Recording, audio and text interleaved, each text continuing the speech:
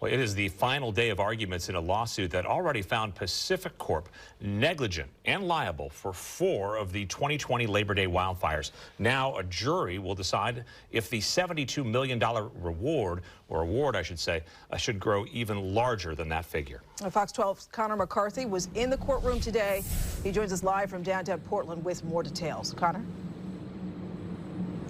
Well, Pete and Riel, we did just get an update from the court that the jury has headed home for the evening, but they're still deliberating on those punitive damages. Now, the jury has already found PacifiCorp responsible for 4 of those 2020 Labor Day wildfires. Now, they must decide if PacifiCorp has a history of negligence when it comes to wildfire mitigation. And if they do side with the victims, then that award to the victims could grow by the millions.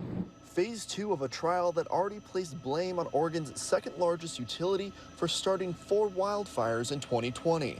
PacifiCorp has shown contempt for this courtroom over the past 8 weeks and contempt for the survivors who you heard from. You need to decide whether the women and men of Pacific Power did not care about the harm their actions may cause. After more than a day of arguments, a Multnomah County jury will now decide if the wildfire victims named in the lawsuit should be awarded punitive damages. This means PacifiCorp could have to pay out even more money.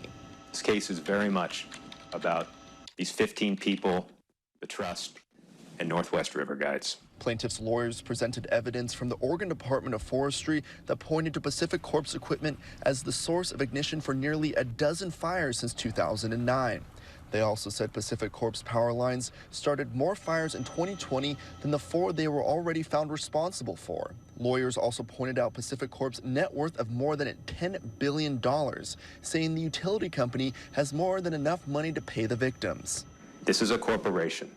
What matters to them is money, and that is the power that you now have, to speak to them in the language that they know, to speak to them in the language that they understand.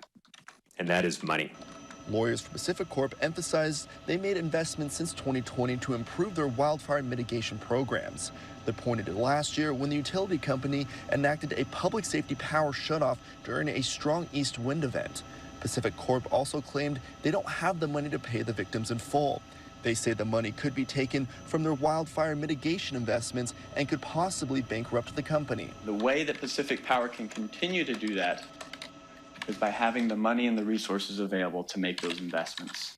Lawyers also say their employees are dedicated to the safety of the communities they serve and weren't careless in their decision-making.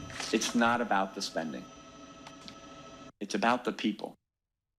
It's about the women and men of Pacific Power who came, who testified and talked about what they do day in, day out to protect the communities that they have the privilege of serving.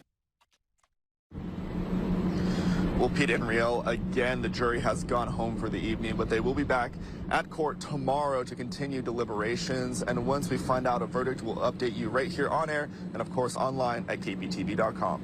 Reporting live in downtown Portland, Connor McCarthy, Fox 12 Oregon.